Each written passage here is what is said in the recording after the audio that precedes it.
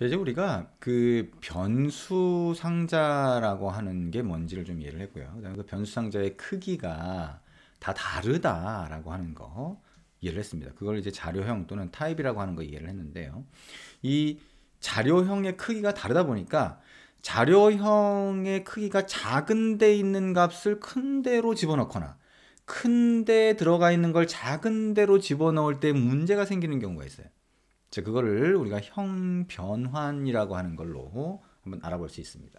자, 자료형을 타입이라고 하니까, 자, 이걸 바꾸는 걸 타입 컨버전이라고 부르는데요. 자, 형 변환이라고 하는 거 같이 한번 보도록 하겠습니다. 자, 우리 그 플러스 기호를 쓸 때 플러스 기호가 원래 더하기잖아요. 더하기니까 양쪽에 숫자가 오면 숫자를 더해준다. 그죠? 근데 양쪽에 숫자가 오는 게 아니라 한쪽에 글자가 오면 오른쪽에 숫자를 글자로 바꾼 다음에 붙여준다 그랬죠. 저 요 과정에서 우리 눈에 보이진 않지만 일어나는 게 형변환이에요. 뭐냐? 숫자가 들어갈 수 있는 크기의 변수 상자가 글자가 들어가는 걸로 바뀌었잖아요. 그 안에 값을 가지고 와서 바꾸든 어떻게 하든. 그래서 이거를 상자가, 즉 변수 상자의 크기가 바뀌는 개념으로 보면 이거를 자료형, 즉 변수 상자의 크기가 바뀐 거다라고 볼 수 있다는 거예요. 그걸 형변환이라고 합니다. 자, 그래서 이거를 우리가 작은 데 있는 게 큰 데로 들어가는 건 문제가 없어요. 왜냐? 이 값이 더 작으니까 또 통이 큰 데 들어가는 건 문제가 없겠죠. 그냥 개념적으로 생각해 봤을 때. 그죠? 근데 큰 데 들어가 있는 거는 작은 데로, 큰 데에 들어가 있던 값은 작은 데로 들어가는데 문제가 생길 수 있다라고 하는 거. 자, 생각해 볼 수가 있겠죠. 자, 그러면 자, 우리 책에서는 이제 파일을 계속 만들어가면서 했었죠. 그죠? 새로운 파일을. 근데 우린 2개밖에 아직 안 만들었어요. 이제 하나 새로 만들어 보겠습니다. 저 요 패키지라는 가방 선택하고요. 오른쪽 마우스 버튼 누른 다음에 New Class.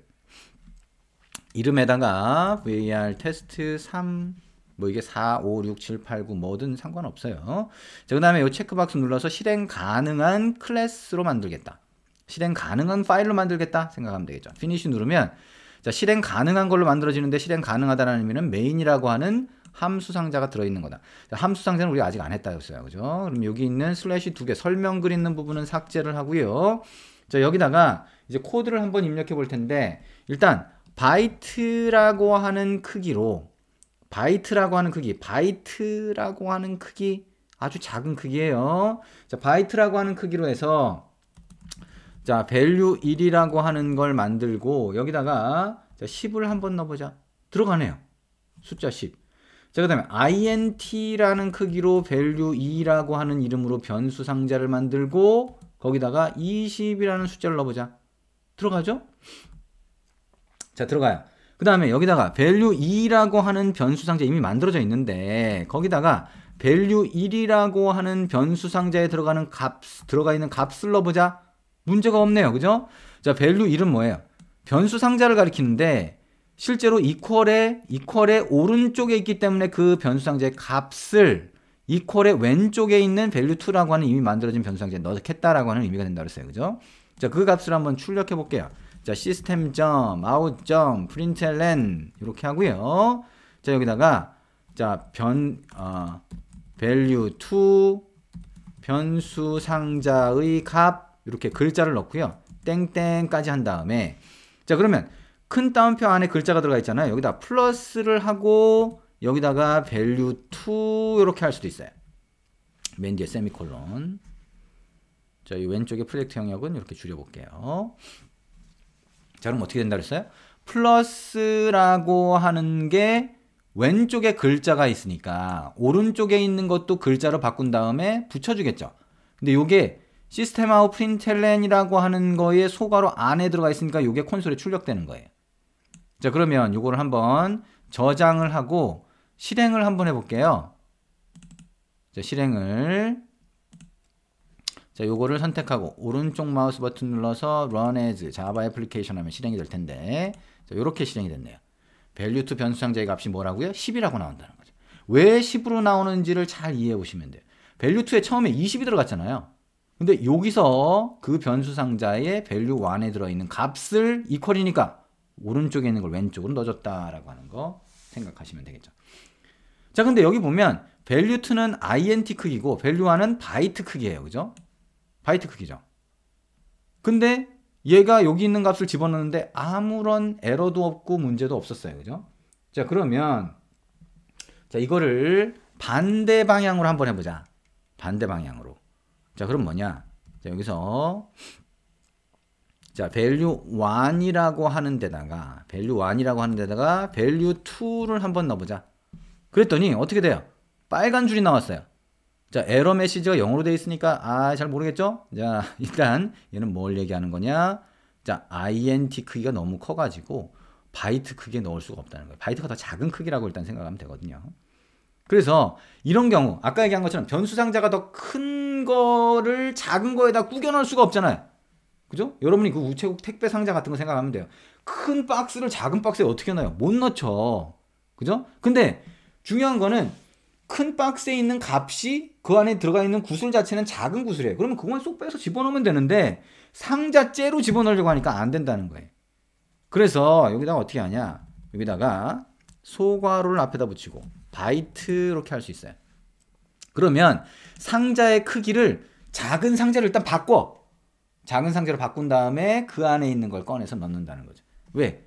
큰 상자를 통째로 넣기가 힘드니까 작은 상자로 바꾼 다음에 넣자.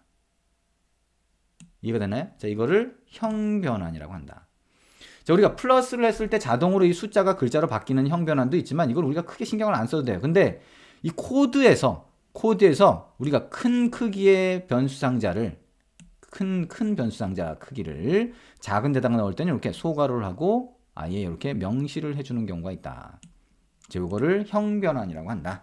자, 그래서 이것도 마찬가지로 시스템아웃 println 이렇게 하고 value 1 변수 상자의 값 이거 자꾸 입력해 보셔야 돼요. 여러분이 타이핑하는 거를 두려워하시면 안 돼요. 타이핑하는 거 귀찮아하시면 안 돼요. 무조건 계속 입력하셔야 돼요. 그래야 코딩 실력이 늘어요. 실력이라기보다는 뭐라 그랬어요? 익숙해지는 과정이다. 익숙해지는 게 엄청 중요하다고 했죠. 그죠? 자, 여기까지 이렇게 입력을 하고 저장을 하고 실행을 하면 자, 이렇게 출력되는 거를 확인할 수가 있다. 자, 결과로 이렇게 값이 나오는 거를 어떻게 해서 이렇게 나온 건지 이걸 이해하는 게 굉장히 중요한 부분이 됩니다. 자, 이해되셨죠? 자, 여기까지 했으면 이제 그 다음으로 넘어가 보도록 하겠습니다. 자, 우리가 형변환을 했고요. 이제 자, 지금까지 우리가 변수 상자에 대해서 알아봤고, 제가 얘기한 것처럼 변수 상자 머릿속으로 자꾸 그리세요. 그림을 떠올리셔야 돼요. 그 다음에 그 그림에 해당하는 코드를 보면 그림이 떠오르고 그림을 보면 코드가 만들어질 수 있을 정도로 여러분이 자꾸 연습을 해보셔야 돼요. 그러면 변수와 자료형 또는 변수 상자의 크기라고 하는 거를 우리가 이해를 했고, 변수 상자가 큰 거 들어있는 걸 작은 거에 구겨 넣을 수 없으니까 소괄호를 붙여서 변수 상자의 크기를 바꿔주는 거, 이거를 형변환이라고 한다, 타입캐스팅이라고 한다 라고 하는 것까지 우리가 봤어요. 그러면 자, 지금까지 우리가 이클립스에서 표준 자바를 이용해서 코드만 가지고 했는데 계속 콘솔 창에 글자만 찍혀 있잖아요. 재미가 좀 없죠? 얘기한 것처럼 우리가 화면에다가 보여주고 싶어요. 그리고 우리가 스마트폰에서 아예 화면에 그 결과가 나오게 만들고 싶어요. 자, 그러면 훨씬 재밌을 거라는 거예요. 자, 이제 그 과정을 한번 해볼게요. 자, 앱 화면에 자, 우리가 좀 전에 했던 변수 상자에 대한 거, 그 다음에 자료형, 즉 변수 상자의 크기라고 하는 걸 이해했다면 그거를 화면에다가 한번 보여주도록 하겠습니다. 자, 한번 따라서 해보시면 됩니다. 자, 일단 설명을 좀 하면 우리가 아까 표준 자바에서 시스템아웃 println이라고 하는 건 콘솔 창에다가 출력해 주는 거예요. 여기 보면 시스템의 println 한 줄을, 프린트 라인의 줄임말이거든요. 한 줄을 출력으로 보여주세요 라고 하는 의미예요. 이 의미를 굳이 해석할 필요는 없지만 그냥 단순히 시스템아웃 println 이렇게 해서 글자를 출력해도 되지만 실제로 이런 의미로 기존의 개발자가 만들어 놓은 거다라고 이해를 하면 좀 더 쉽겠죠. 그죠? 그래서 표준 자바에서는 system.out.println 이걸 그냥 외워두시면 돼요. 근데 외우는 거를 얘기한 것처럼 강제로 외우라는 게 아니죠. 자꾸 입력하다 보면 그냥 알아서 외워져요. 알아서. 얘기했지만 운전할 때 그냥 자동으로 내가 운전이 되는 것처럼 자연스럽게 익숙하게 만들어 주시면 됩니다. 자, 그럼 이제 화면을 쓰게 되니까 안드로이드 스튜디오에서 프로젝트를 만들고 우리가 이해한 변수 상자와 자료형, 변수 상자의 크기에 대해서 여기다 적용해서 이제 화면에다가 한번 보여주도록 할 거예요. 이건 뭐냐? 두 개의 숫자를 더해서 그 결과를 화면에 보여주는 과정을 한번 해볼 거예요. 자, myAd라고 하는 프로젝트를 한번 만들어 볼까요? 자, 이클립스는, 기존의 이클립스는, 자, 요거를 종료시키면 되고요. 자, 안드로이드 스튜디오의 시작 화면으로 가보도록 합니다. 자, 실행을 하고요. 자, 일단 저 화면을 만들어줘야 되겠죠, 그죠? 자, myAd라고 하는 프로젝트를 먼저 생성을 합니다. 시작 화면에서 Create New Project 누르시고요. 자, 그러면 자, 이 앱이라고 하는 거의 첫 화면을 안드로이드 스튜디오라고 하는 게 자동으로 만들어주겠다라고 하는 거죠. 자, 만들어주겠다. 근데 그 형태는 아무것도 없는 비어있는 화면이 될 거다. 그 상태로 그냥 놔두고 Next. 자, 그 다음에 이름. 이 프로젝트의 이름은 뭘로 할까요? myAd로 하겠습니다. 대문자 M으로 시작하고요. myAd의 A 대문자입니다. 자, 패키지 네임은 이전에 넣었던 게 그대로 있어요. org.techtown.myad인데 my자 뺄게요. add라고 한번 해볼게요. 그죠? 자, 이렇게 하면 요건 뭐라고 했어요? 기본적으로 자동으로 만들어지는 자바 소스 파일이 들어가는 기본 가방을 여기다 지정을 하는 거예요. 어쨌든 자, 앱의 이름은 myAd다. 그죠? 앱을 위한 프로젝트의 이름이라고 볼 수가 있겠죠. 뭐 앱의 이름이라고 하셔도 상관은 없어요. 자, 일단 finish 누르면 자, 새로운 프로젝트 창이 열리게 됩니다. 자, 이 프로젝트 창에서 우리가 필요한 기능을 만들어 보면 되겠죠.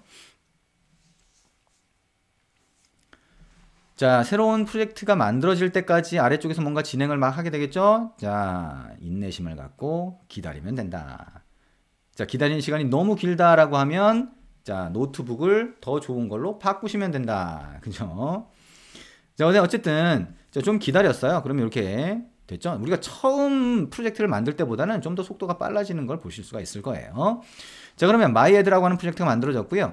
여기 작업 영역에 보면 자, 요게 화면 구성을 위한 거고 요거는 그 기능을 담당하는 소스 파일이다. 두 개가 분리되어 있다 라고 하는 거 생각하시면 되고요.